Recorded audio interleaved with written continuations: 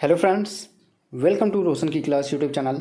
Students, आप सभी का आज की इस विज्ञान विषय की पाठ्य योजना में एक बार फिर से बहुत बहुत स्वागत है। आज के साइंस वाले लेसन प्लान की वीडियो में मैं आप लोगों के लिए यहाँ पे लेके आया हूँ। प्रकरण है हमारा तापमापन। यानी कि आप अगर इसको भौतिक विज्ञान की पाठ्य योजना में लिखना चाहते हैं, उप विषय आप सभी को पता है विज्ञान की 3 होती हैं यहाँ पे मुख्य रूप से, जीव विज्ञान, रसायन विज्ञान और भौतिक विज्ञान। तो भौतिक विज्ञान में अगर आप लोग उप विषय में लिखना चाहते हैं तो भी आप इस वीडियो को बना सकते हैं देख के, और अगर विज्ञान में बनाना चाहते हैं तो नॉर्मल विज्ञान में भी आप बना सकते हैं। और अगर आप लोगों को इसी तरीके से डेली बेसिस पे हर रोज़ पाठ्य योजना की वीडियो देखनी है, सूक्ष्म पाठ्य योजना की वीडियो देखनी है, या फिर आप लोगों को बीएड बीटीसी की क्लासेस लेनी है, या फिर आपको सीटेट के एकदम फ्री में सारे कंटेंट देखने हैं। सीटेट इस समय प्रेजेंट टाइम में सीटेट की प्रैक्टिस सेट की क्लासेस चल रही हैं। तो इतने सारे ढेर सारे कंटेंट्स के लिए आप लोग रोशन की क्लास यूट्यूब चैनल को सब्सक्राइब कर सकते हैं। बेल आइकन दबा लीजिएगा सब्सक्राइब करने के बाद, जिससे आप लोगों को यहाँ पे जितने भी फ्री कंटेंट मिलते हैं वो आपको पता चलता रहे। अब देर नहीं करते हैं, चलिए स्टार्ट करते हैं आज की वीडियो। सबसे पहले जिस पेज से आप पाठ्य योजना बनाना स्टार्ट करते हैं उसके बीचों बीच पहले पेज पे आपको पाठ्य योजना संख्या लिखनी होती है। नेक्स्ट आपको विद्यालय का नाम लिखना है जिस विद्यालय में पाठ्य योजना पढ़ाने के लिए भेजे जाते हैं। प्रकरण है तापमापन, कालांश है तृतीय। आपका जो कालांश होगा यानी कि जिस पीरियड में आप जाएंगे उसको लिखिएगा यहाँ पे। विषय है विज्ञान का, सामान्य विज्ञान का। उप विषय अगर लिखने के लिए कहते हैं तो भौतिक विज्ञान लिख लीजिएगा। समय अवधि है 35 मिनट का। कक्षा है यहाँ पे 7वीं। अब ये बताइए आप खुद ही कि तापमापन जो टॉपिक है वो क्या क्लास 7th में ही पढ़ा सकते हैं आप, क्लास 8th में भी पढ़ा सकते हैं आप आराम से। उसके बाद दिनांक लिखना है यानी कि डेट डालनी होती है, जिससे ये पता चलता है आपने किस डेट में कौन सी पाठ्य योजना बनाई है। नेक्स्ट आपका आता है शिक्षण उद्देश्य, जिसमें आपका यहाँ पे विशिष्ट उद्देश्य देखिए लिखा गया है। यहाँ पे क्रम संख्या लिखा गया है, यहाँ पे अपेक्षित व्यवहारगत परिवर्तन लिखा गया है। यानी कि ये टॉपिक पढ़ाने के बाद तापमापन बच्चों को क्या आप सिखाना चाहते हैं, उनके अंदर किस प्रकार के ज्ञान का विकास करना चाहते हैं, उनके अंदर किस प्रकार के व्यवहार में परिवर्तन लाना चाहते हैं, इसके बारे में कम से कम 2 से 3 पॉइंट, मैक्सिमम 5 से 6 पॉइंट लिखना होता है। तो यहाँ पे देखिए पहला पॉइंट लिखा गया ज्ञानात्मक। छात्र छात्राएँ तापमापन की पहचान कर सकेंगे। दूसरा पॉइंट देखिए यहाँ पे छात्र छात्राएँ लिखने की जरूरत होती नहीं है, छात्र लिखिए फिर छात्राएं लिखिए। इससे अच्छा विद्यार्थी लिख दीजिए। विद्यार्थी तापमापन की पहचान कर सकेंगे, विद्यार्थी तापमापी की विधि का प्रत्यास्मरण कर सकेंगे। दूसरा हेडिंग है अवबोध, विद्यार्थी तापमापी की व्याख्या कर सकेंगे। दूसरा पॉइंट है विद्यार्थी डॉक्टरी तापमापी की तुलना प्रयोगशाला तापमापी से कर सकेंगे। अब यहाँ पे आप सभी को पता है कि डॉक्टरी थर्मामीटर अलग होता है और आपका इंडस्ट्रियल थर्मामीटर अलग होता है, उसमें आपका ज़्यादा टेम्परेचर मापा जा सकता है। अगला हेडिंग है ज्ञानोपयोग, छात्र छात्राएँ सीखे हुए ज्ञान का स्थानांतरण कर सकेंगे। दूसरा पॉइंट है छात्र छात्राएँ तापमापी से प्राप्त ज्ञान का नवीन परिस्थितियों में उपयोग कर सकेंगे।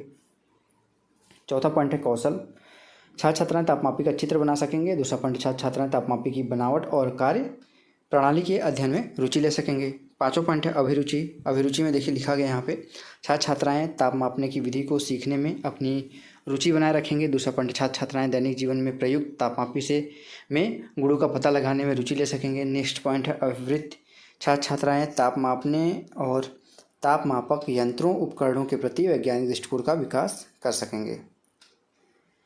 नेक्स्ट पॉइंट है इसमें छात्र छात्राएँ या फिर विद्यार्थी कहिए तापमापी के प्रति सकारात्मक दृष्टिकोण उत्पन्न कर सकेंगे। नेक्स्ट हेडिंग अब आपका आता है यहाँ पे सहायक सामग्री। सहायक सामग्री के अंतर्गत आप जिन सामग्रियों की सहायता शिक्षण कार्य के लिए करते हैं उन सभी सामग्रियों को आप यहाँ पे लिख सकते हैं। तो लपेट फलक ले जाना होता है, चौक, डस्टर, संकेतक, ये तो नॉर्मल चीज़ें आप यूज करेंगे ही करेंगे। इसके साथ अगर आप चार्ट बना के ले जाना चाहते हैं, चार्ट पे आप तापमापी का फिगर बना के ले जा सकते हैं। मॉडल में भी आप थर्मामीटर ले जा सकते हैं आप। अगली हेडिंग है पूर्व ज्ञान। पूर्व ज्ञान में देख लिखा गया विद्यार्थियों को गर्म और ठंडी वस्तुओं की सामान्य जानकारी है। अब लेसन प्लान का सबसे इम्पॉर्टेंट हेडिंग आता है, महत्वपूर्ण हेडिंग आता है, जिसको कहते हैं हम यहाँ पे, यहाँ से देखिए प्रस्तावना।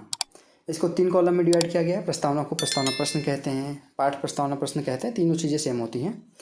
इसको यहाँ पे देखिए 3 कॉलम में डिवाइड किया गया है। क्रम संख्या, छात्राध्यापक क्रिया, छात्र छात्रा क्रिया। 3 चीज़ों का इसमें ध्यान रखना होता है मुख्य रूप से कि बच्चों को से जब आप प्रश्न पूछेंगे बच्चों के पूर्व ज्ञान पर आधारित होने चाहिए। इसका मतलब ये है कि बच्चे को जितनी नॉलेज है उसी लेवल का प्रश्न पूछना चाहिए, कठिन प्रश्न न पूछें। दूसरा यहाँ पे ध्यान रखने योग्य बात है कि प्रश्नों के क्रम में क्रमबद्धता होनी चाहिए। और तीसरी चीज़, कम से कम 3 प्रश्न पूछ के अपना प्रकरण निकलवा सकते हैं, ज़्यादा से ज़्यादा 5 से 6 प्रश्न पूछा जा सकता है अपना प्रकरण निकलवाने के लिए। तो यहाँ पे देखिए पहला प्रश्न पूछा जा रहा है बच्चों से, कोई वस्तु कितनी गर्म है इसका पता कैसे करते हैं? तो बच्चे बोलेंगे छू कर या स्पर्श करके। दूसरा प्रश्न है, किसी वस्तु की गर्मी या फिर उसको कहते हैं उष्णता की विश्वसनीय माप किससे की जाती है? बच्चे बोलेंगे उसके ताप से। तीसरा प्रश्न, ताप मापने की युक्तियों को क्या कहते हैं? बच्चे बोलेंगे ताप मापी। फिर चौथा प्रश्न आएगा, ताप मापी की बनावट और कार्य प्रणाली के बारे में आप क्या जानते हैं? बच्चे नहीं बता पाएंगे। यहाँ पे समस्यात्मक प्रश्न हो जाएगा। देखिए यहाँ समस्यात्मक प्रश्न लिखा गया है। जैसे ही समस्यात्मक प्रश्न होता है, आप सभी को पता है उद्देश्य कथन बोलना होता है आपको, यानी कि डिटेल में अब एग्जैक्ट बच्चों को टॉपिक बताना होता है कि उनको कौन सा टॉपिक आप पढ़ाने वाले हैं। तो यहाँ पे देखिए उद्देश्य कथन में बोला गया है। अच्छा विद्यार्थियों, आज हम तापमापी और तापमान के बारे में अध्ययन करेंगे। अब यहाँ पे अब इस चैप्टर को पढ़ाना स्टार्ट कर सकते हैं। देखिए हेडिंग डाला गया है यहाँ पे नहीं डाला गया, इसको डाल दीजिए। प्रस्तुतिकरण हेडिंग डाल दीजिएगा यहाँ पे, ठीक है। प्रस्तुतिकरण हेडिंग डाल दीजिएगा, प्रस्तुतिकरण। इसके बाद यहाँ पे देखेंगे, इसको हम टोटल 5 कॉलम में डिवाइड किया गया है। क्रम संख्या, शिक्षण बिंदु, छात्राध्यापक या फिर छात्राध्यापिका क्रिया, विद्यार्थी क्रिया, श्यामपट्ट कार्य। यहाँ पे छात्राध्यापिका लिखा गया है, लड़की हैं तो छात्राध्यापिका लिख लीजिए, लड़के हैं तो छात्राध्यापक। अब देखिए यहाँ पे पहला शिक्षण बिंदु डॉक्टरी थर्मामीटर या फिर तापमापी कह सकते हैं इसको, डॉक्टरी तापमापी। विकासात्मक प्रश्न है, डॉक्टर बुखार को किससे मापता है? बच्चे बोलेंगे थर्मामीटर से। जिस थर्मामीटर से शरीर के ताप को मापा जाता है उसे क्या कहते हैं? बच्चे बोलेंगे डॉक्टरी थर्मामीटर। तीसरा प्रश्न, डॉक्टरी थर्मामीटर की संरचना के बारे में आप क्या जानते हैं? बच्चे नहीं बता पाएंगे, आंशिक उत्तर देंगे। हो सकता है कोई बच्चा बताने की कोशिश करे। अब इसकी व्याख्या करेंगे। देखिए यहाँ पे डॉक्टरी थर्मामीटर के ऊपर ताप मापने का एक सेल्सियस स्केल होता है जिसे डिग्री सेल्सियस द्वारा दर्शाते हैं। इसे थर्मामीटर में से हम 35 डिग्री सेल्सियस से 42 डिग्री सेल्सियस तक के ताप को ही माप सकते हैं, क्योंकि मनुष्य के शरीर का ताप इसी के बीच में होता है, 37 के आसपास, ठीक है। विद्यार्थी वाले कॉलम में लिखा गया, विद्यार्थी ध्यानपूर्वक सुनेंगे। यहाँ पे श्यामपट्ट पे जो आपने डॉक्टरी थर्मामीटर की व्याख्या की है उसमें से इंपॉर्टेंट पॉइंट यहाँ पे आप लिख सकते हैं। देखिए लिखा गया है, डॉक्टरी थर्मामीटर कांच का बना होता है, बल्ब में पारा भरा रहता है, बल्ब के ऊपर पतली नली थर्मामीटर पर सेल्सियस स्केल दर्शाती है। और आपको पता है कि सेल्सियस के अलावा नॉर्मल फ़ारेनहाइट में भी यहाँ पे हमारा टेम्परेचर मापा जाता है। बहुत प्रश्न है, डॉक्टरी थर्मामीटर स्केल किस मात्रक में होता है? बच्चे बोलेंगे डिग्री सेल्सियस में। दूसरा, मानव शरीर का सामान्य तापमान कितना होता है? तो बच्चे बोलेंगे यहाँ पे देखिए अभी मैंने बताया 37 डिग्री सेल्सियस। इसको अगर आप फ़ारेनहाइट में बदलेंगे तो आपका काम है कि इसको कमेंट बॉक्स में बताइएगा कि मानव शरीर के स्वस्थ मानव शरीर का तापमान कितना होता है फ़ारेनहाइट में। इतना तो कर ही सकते हैं आप लोग। अगला यहाँ पे शिक्षण में है, डॉक्टरी तापमापी की संरचना। विकासात्मक प्रश्न है, किस थर्मामीटर से शरीर के ताप को मापा जाता है उसे क्या कहते हैं? बच्चे बोलेंगे डॉक्टरी थर्मामीटर। दूसरा प्रश्न है, डॉक्टरी थर्मामीटर किसका बना होता है? बच्चे बोलेंगे कांच का। तीसरा प्रश्न है, कांच की नली में क्या होता है? बच्चे बोलेंगे, हो सकता है कोई बच्चे को पता हो कि पारा होता है, नहीं बता पाएंगे तो आंशिक उत्तर हो जाएगा। इसकी भी व्याख्या देंगे यहाँ पे आप। देखिए डॉक्टरी थर्मामीटर में एक बारीक लंबी तथा एक समान व्यास की कांच की नली होती है। इसके एक सिरे पर एक बल्ब होता है जिसमें पारा भरा रहता है। बल्ब के बाहर नली में पारे पतली चमकीली धारी दिखाई देती है। छात्र वाले कॉलम में सेम चीज़ लिखी गई है, विद्यार्थी ध्यानपूर्वक सुनेंगे। और श्यामपट्ट पे देखिए लिखा गया है, डॉक्टरी थर्मामीटर में एक बारीक लंबी तथा एक समान व्यास की कांच की नली होती है। बहुत प्रश्न है, डॉक्टरी थर्मामीटर किसका बना होता है? बच्चे बोलेंगे कांच का। दूसरा प्रश्न है, इसके बल्ब में क्या होता है? बच्चे बोलेंगे पारा। अब आगे बढ़ते हैं, तीसरा शिक्षण बिंदु है प्रयोगशाला तापमापी। विकासात्मक प्रश्न है, अन्य वस्तुओं को ताप कैसे मापा जाता है? बच्चे बोलेंगे अन्य तापमापी से। दूसरा प्रश्न है, ऐसा कोई एक तापमापी का नाम बताइए, नाम क्या है? बच्चे बोलेंगे प्रयोगशाला तापमापी। तीसरा प्रश्न है, प्रयोगशाला तापमापी की संरचना के बारे में आप क्या जानते हैं? बच्चे नहीं बता पाएंगे, आंशिक उत्तर देंगे। फिर से इसकी व्याख्या करेंगे। प्रयोगशाला तापमापी भी कांच का बना होता है, इसमें भी बल्ब होता है जिसमें पारा भरा रहता है जो ताप पाकर पतली धारी की तरफ नली से में ऊपर चढ़ता है।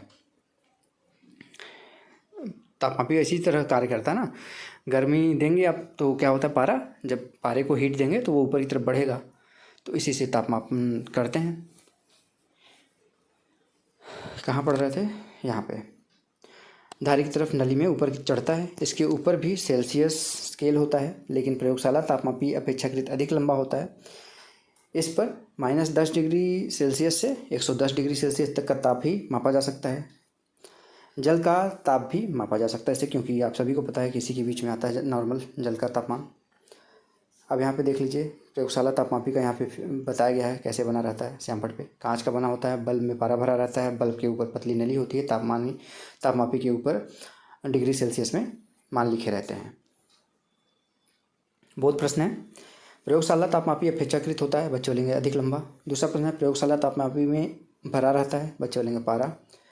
नेक्स्ट आपका मूल्यांकन प्रश्न आता है। मूल्यांकन प्रश्न में देखिए, अब आपका प्रस्तुतिकरण समाप्त होने के बाद मूल्यांकन प्रश्न आता है। पहला वस्तुनिष्ठ प्रश्न है, मानव शरीर का सामान्य ताप कितना होता है? तो आप सभी को पता है 37 डिग्री सेल्सियस 37।